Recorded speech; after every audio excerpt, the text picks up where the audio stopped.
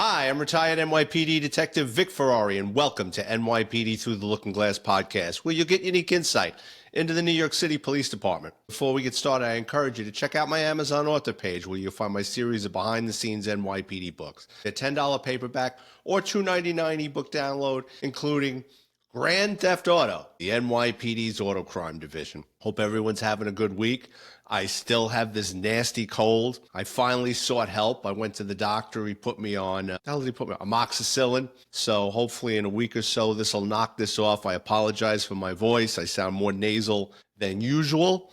It's been an uphill battle with this thing. This thing has hung around longer than COVID. So before we get started with this week's story, let's go to the true crime section of the New York Post. An off-duty female cop in New Jersey was arrested for allegedly smashing her way into a home and then assaulting two people inside a violent home invasion. Toms River police officer Rebecca Sayat, who previously sued her department for alleged sexual harassment, is accused of breaking into the house in Berkeley Township just before 11:30 p.m. Friday, the Ocean County Prosecutor's Office said. 32-year-old cop Babe allegedly smashed through the front of a glass door of the property before assaulting and threatening the two people who lived there. Moments before the alleged home invasion, the off-duty cop also trashed the hood of one of the victims' cars parked in their driveway. She was busy, huh? She was slapped with a slew of charges, including home invasion, burglary, assault, criminal mischief, terroristic threats, and resisting arrest.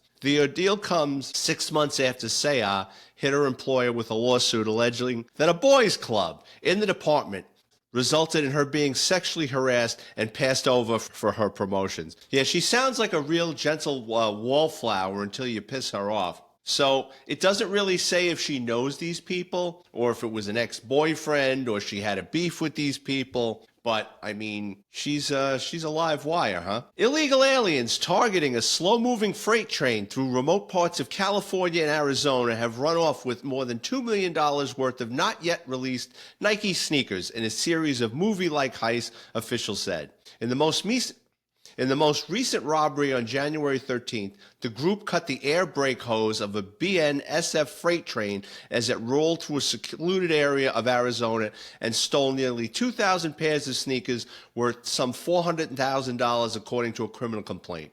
The robbery was one of at least 10 targeting that rail line in the Mojave Desert since last March, prompting an investigation by federal authorities. 10 of the defendants are Mexicans who live in the United States illegally, and one is a Mexican citizen who's in the asylum processing process. Good luck with that. This sounds like something out of Breaking Bad, when Walter, Mike, Jesse, and who's the other guy? Todd. They steal the methamphetamine while the train stops between stations. Oh, well, they put like a truck or something to block the tracks, but it's brazen. And when you screw around with big business, the federal government's going to get involved and they're going to hammer you. Two career criminals, one an ex-con and a high-risk sex offender who served time for rape, were charged with attempted murder for allegedly shooting at an off-duty NYPD cop while apparently trying to swipe his neon green BMW in Queens over the weekend, police said. Denzel Brown and Marvin Dakwa, 26 years old, also face charges of first-degree robbery,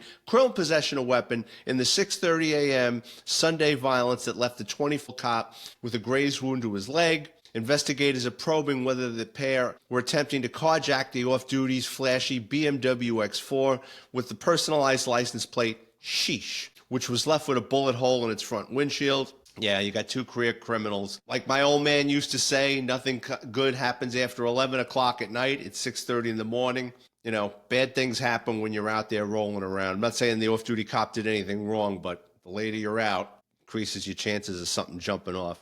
The illegal alien who was busted for snatching Homeland Security Secretary Kristi Noem's Gucci purse was picked up by cops in New York City for a similar crime just a few weeks earlier, but they let him go with a desk appearance ticket and a court date.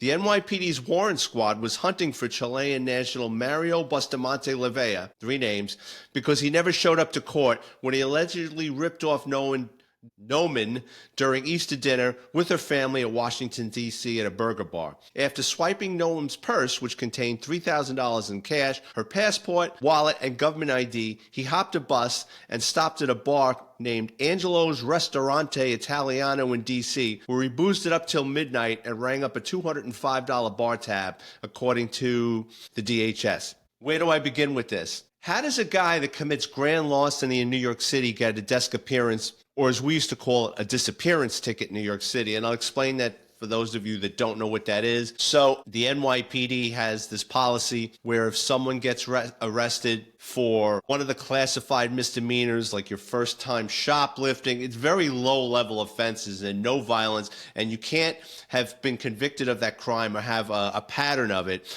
They'll give you what's called a desk appearance ticket, and what that means is instead of going to, you're fingerprinted and photographed, but you don't go through the system, you don't see a judge, you're given a ticket basically with the promise that you're going to show up on this date and face charges. But you don't give a guy who doesn't have footprints in the country, he's an illegal alien, obviously, so I guarantee you they weren't able to verify his address, I guarantee you they weren't able to verify employment. But that's what's going on in the 5 boroughs in New York. They let this guy out, and now he made his way down to D.C., and he did it to the one person in the country that's going to screw him, because after he serves a little bit of jail time in D.C., I can almost guarantee you he's going to that jail in El Salvador. They probably won't even send him back to Chile. They'll probably send him to that Supermax prison in El Salvador. And rightfully so. So this week I'm going to tell a story from my childhood and teen years, which has a lot of crime involved in it. I'm actually toying around with putting it in my next book. The title's called A Tale of Two Junkies. And sometimes what I'll do on this podcast, I'll tell a story that I'm thinking of writing because it kind of helps jog memory, and it'll also help me write it. So when I was a freshman in high school, I was fairly athletic. I ran track, and I used to play two-hand touch football with a bunch of guys that were seniors in high school and a lot older than me. They were about 18, and they used to meet up around the corner from my house. And every Friday after school, I would get there at like 3 o'clock, and there'd be about 8, 10, 12, sometimes 15 guys. We'd choose up sides, and I think I was fairly good that at 14 years old, I was the youngest one there playing. They never chased me, like, get out of here, kid, or anything. And I enjoyed it.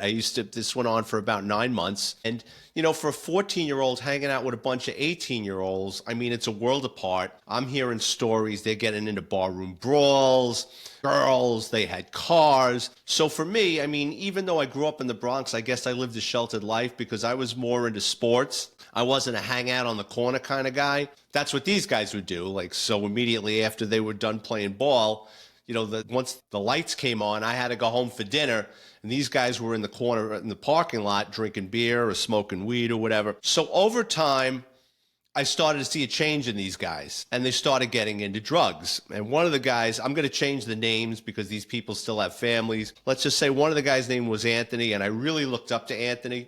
He was a senior in my high school. He was on a lot of the varsity teams. Good-looking guy, ladies' man, highly intelligent, you know, graduated with honors. And his best friend was this guy, let's call him Nicky. Nicky went to public school. He wasn't the athlete that Anthony was. Anthony was an athlete. This kid, his buddy Nicky really wasn't. He was kind of short and roly-poly. Nicky had a couple of arrests under his belt. Nothing major, but petty crimes, getting into fights, shoplifting, stupid shit.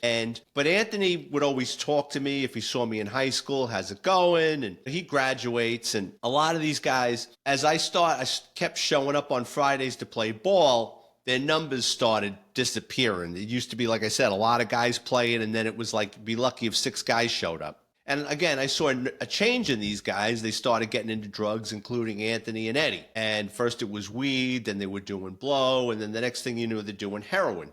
And that's where I just separated from the group. I wanted no part of that. So I would see them, I would nod, hey, how's it going, blah, blah, blah, hey, how you doing? But I always kept my distance. So about a year or so after I stopped hanging out with them, I guess maybe I'm a junior in high school. These guys now, they're not going anywhere. They really don't have jobs. They're just kind of hanging around the neighborhood, maybe doing bullshit jobs, but, you know, they're not going to college. They're not going into the trades. They're still hanging out on the corner in the neighborhood. So what happens? My younger brother starts kind of running errands for him. So my brother was too young. So my brother now is like 14, 15. Now these guys are in their early 20s. My brother would get them a sandwich or go buy them beer or run an errand for him, and they would throw him a buck or they'd give him beer or whatever. And I used to tell my younger brother, I said, listen, I used to hang out with these guys. I know they're not bad guys. They're nice, but they're going nowhere. Stay away from them. And his argument always was to me, well, you used to hang out with them. I go, I know, but that's not the direction you want to go in. And he basically, my younger brother, told me to mind my own business. Fine. So one summer, I don't remember if it was the 4th of July or Memorial Day,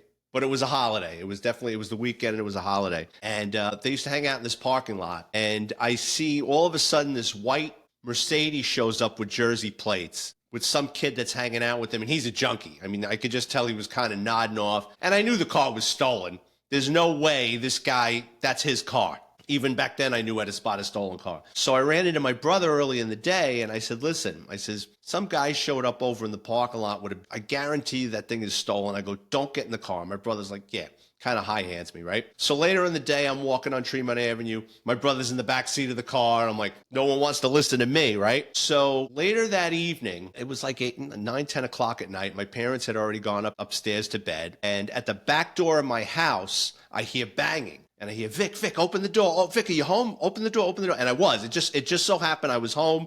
It just so happened I was in the kitchen, which was in the back of the house. I open up the back door. My brother comes running in. He's sweating bullets, and he's all cut up. His shirt's cut. He's got scratches all over him.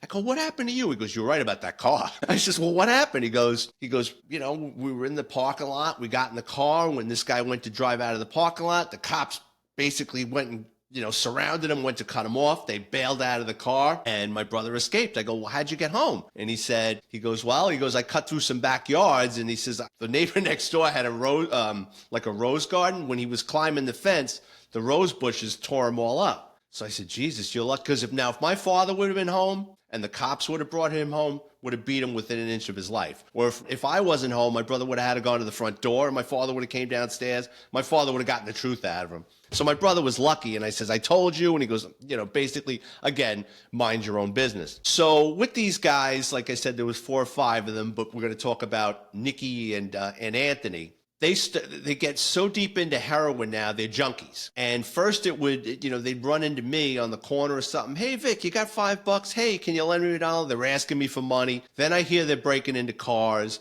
Then every now and then I'll see them with a fat lip or a black eye that someone caught them breaking into a car, or someone caught them trying to snatch a purse or something. They got their asses kicked. So it's their lives are just kind of spiraling out of control. And from what I was told, both of them had like an 8 to 10 bag a day habit, which means each bag of dope is about $10. So if they don't get that 8, 10 bags a day, they start getting dope sick. So now stealing has become a full-time job for these guys. And they basically wore out their welcome around the neighborhood because, guys were kicking their ass for breaking into backyards and doing stupid shit. So on the outskirts of my neighborhood, there's an area called Westchester Square. And they call it the square because it's like a little square area. You have the 6 train that runs above it. And in the square, there's several bus lines all connect. And there's stores and shops. But in Westchester Square, there's a methadone clinic.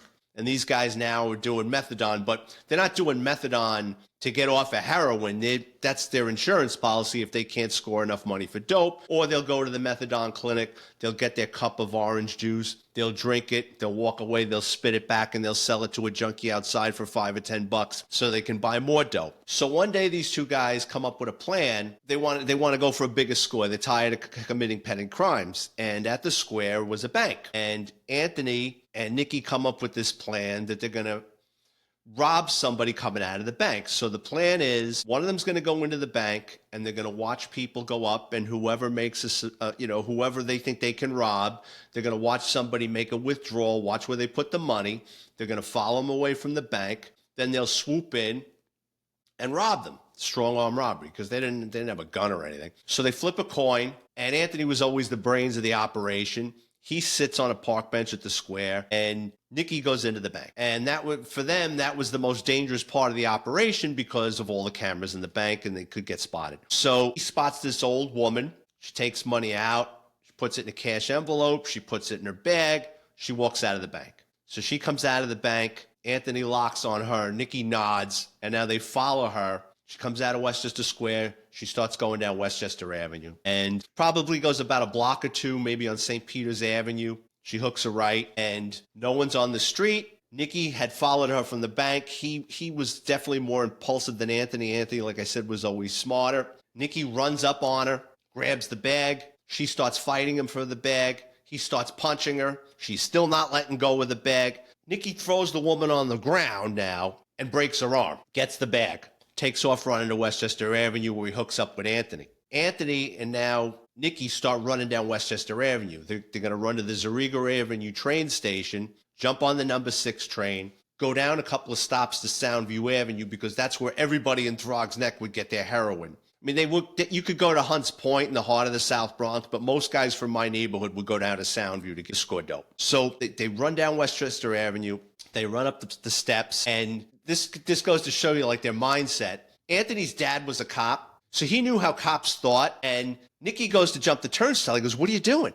He says, "We just robbed somebody. I'm not worried about the turnstile." He goes, "Yeah, but if cops are upstairs and they see you jump the turnstile, now we got a problem." So he goes, "Give me the envelope." So he takes out a 20, gets a couple of tokens. They go upstairs. So they're counting the money. They're trying to figure out how many bags of dope they can get. And Anthony thinks he hears a police car or a police siren. And Nikki says, "Well, you know, there's always police sirens. Don't worry about it." But Anthony, like I said, his father was on the job. He knows how cops think. He goes down the stairs and he goes by the token booth clerk and he starts milling around. And he looks down either the stairs or out the side of the window and he sees a 4-3 police car, radio car pull up on the southbound side. So he goes, "Oh shit." So now he runs around to the northbound side. He sees another 4-3 radio car pull up. So someone either saw them or the cops, and this has happened before. So now he runs up the stairs and he tells Nikki, "The cops are here." So what are they going to do?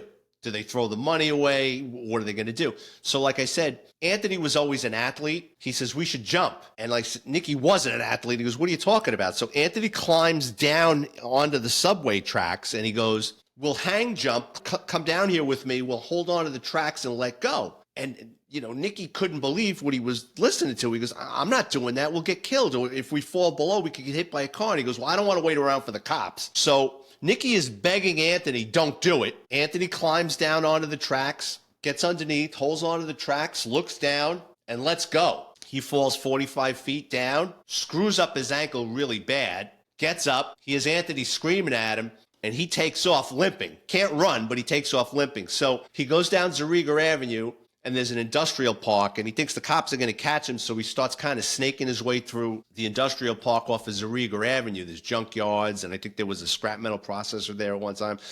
Anthony gets caught. 4-3 cops grab him. He matches the description. They start tossing him. They find the cash envelope with $200 in it. Probably give him a couple of love taps for his trouble. This is like 1983 or 1982, something like that. No, probably 84. Anyway, they put him in the police car. They drive him back up to St. Peter's Avenue. By this time, the woman is getting medical treatment. She's getting loaded into an ambulance. She picks him out. No need for a lineup. She picks him up at the show-up. He gets arrested for robbery, assault, the whole 9 yards. Anthony makes it home. By the time he gets home, he can barely get his sneaker off because he dislocated his ankle. And he's going into dope sickness because they didn't go to the methadone clinic and they didn't score the money for the dope. So Anthony basically tells his mother, "Don't bother me. I'm going to try to quit cold turkey." So for 5 days, Anthony goes through withdrawal. In the meantime, he thinks that Nikki's going to give up his name. So he's waiting for the cops to come any minute, but Nikki doesn't. Nikki keeps his mouth shut. He can't make bail. So Nikki winds up going to Rikers Island. So over the course of a couple of months, Nikki keeps trying to call Anthony collect from Rikers Island and send messages, you know, like, "Hey, can you help me out?" and blah, blah, blah. Nikki wants no part of it. He's afraid he's going to rat him out, basically stonewalls him. Nikki never says a word, and he takes a plea bargain to a couple of years in prison. Anthony gives up a life of crime after this. That scares him straight, but he can never beat the heroin addiction. And we'll get into what happens to him. But Nikki does a couple of years in jail. And from what I was told, he's used it in jail. He's using his commissary money and he's trading it in for heroin on the black market in jail. You can get your hands on drugs in jail. Somehow he gets paroled. I don't know how you get paroled if you're using drugs because I thought they drug tested you. But anyway, well, maybe he cleaned up his act long enough. He gets out. He gets out after a couple of years. Doesn't look up Anthony. because he's pissed at him, and his life's going nowhere, and he starts committing crimes again, and he decides he's going to kill himself. So one day after he's now a parole violator because he's not showing up to his parole office, he's using drugs, he wants to commit suicide. So he gets doped up one night, and he's in Hunts Point, and it's an underground train station, it's a subway. While the number 6 train's pulling into the station to commit suicide, he runs into the tunnel. Train hits him, doesn't kill him, but severs both his legs, makes him an invalid. So he spends a couple of months or a couple of weeks in the hospital. Then he's transferred to Rikers Island for a parole violation. Now, this is years. Fast forward, this has been years since I started playing ball with him, and my brother bailed out of that car with them. My brother is a correction officer on Rikers Island. So my brother tells me, he goes, one day I'm on Rikers Island, and he says, I hear, hey, Ferrari. My brother looks around, he goes, Ferrari. So my brother looks down, there's a guy in a wheelchair with no legs, with a scruffy beard. And my brother goes, yeah. And he goes, you don't remember me? He goes, Nicky, from the school. And my brother's like, it took my brother a second. He says he was he was near death. He goes, he had open sores and everything. So they made small talk for a couple of seconds. And then my brother kind of snapped back into reality and said, listen, don't take this the wrong way, but I don't know you in here. And the reason my brother said that is, in jail, inmates, if they can find something out about you, they're going to exploit it. So if they find out who your family is on the outside or something that links to you, they'll use it to exploit it so you won't write them up. Or they'll try to do it that maybe you can do them a favor on the sneak, to try to blackmail you. Now, Nicky, he's ripe for extortion himself because he's got no legs. He can't defend himself. So my brother said, don't take this the wrong way, but I don't know you in here. And he says, no, I totally understand. So my brother said, he kind of turned his wheelchair around and they went their separate ways. And sadly, from what I was told, he either committed suicide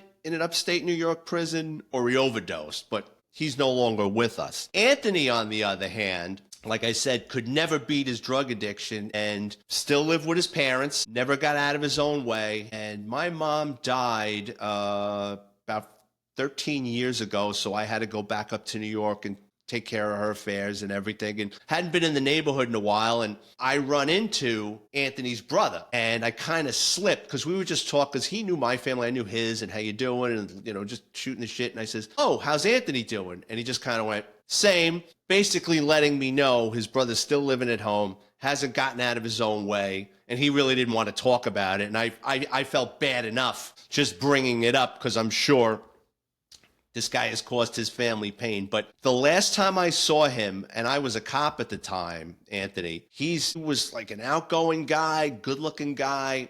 Between the drugs and I think the guilt of what happened, he was just kind of muttering to himself around the neighborhood. You rarely saw him around the neighborhood, rarely left the house, so I guess it was the guilt and the drugs that screw him up. And I think back to that time about how lucky I was just to kind of stay away from those guys. And there were other ones. I could do a whole podcast on the bunch of them. There was another one of those guys that, rougher than those two. One time I was late in my career too. Like I had like 17, 18 years in. I'll never forget. It was like a Friday night. I'm in Bronx Central booking in the back with the bullpen. So in the bullpens, you have two different large cells and it's like fish tanks. They move them from one to the other and then they go upstairs to see the judge. So what you'll have is corrections usually has like a roster sheet and they'll open both cells and they'll start moving them, but they're calling names for you to get up and go to the next cell. So I'm in the back lodging one of my prisoners, and let's just say the guy's name was O'Brien, and I'm hearing, Smith, Jones, O'Brien, and I hear his voice. He goes, yeah, and like the hair on my neck stood up, and I just kind of looked like, holy shit, it's him. And he didn't recognize me. He went lumbering in there, right? So afterwards, I pulled his folder, assault first degree. He beat the shit out of us, put somebody in the hospital over a dispute over a parking spot. So not much had changed. Like I said, I'm just very lucky. I broke away from that group. It was always sports. Once it turned into hanging out and drugs, I was out of there. But that's my story for this week, A Tale of Two Junkies. And I'd like to thank everyone for tuning in, especially my listeners in Brooklyn, New York, Southold, New York, Ottawa, Ontario, Brothel, Washington, Vienna, Virginia, and Newmarket, Ontario. If you work in law enforcement and have an interesting criminal background, please drop me a note on Twitter or Instagram at VicFerrari50. If you watch it on YouTube, please hit the like and subscribe button. And if you enjoy the content, go to my Amazon author page and just type in my name, Vic. Ferrari Like the Car, where you can preview all my NYPD books for free, including Grand Theft Auto, the NYPD's Auto Crime Division. Everyone have a great week, and I'll talk to you soon.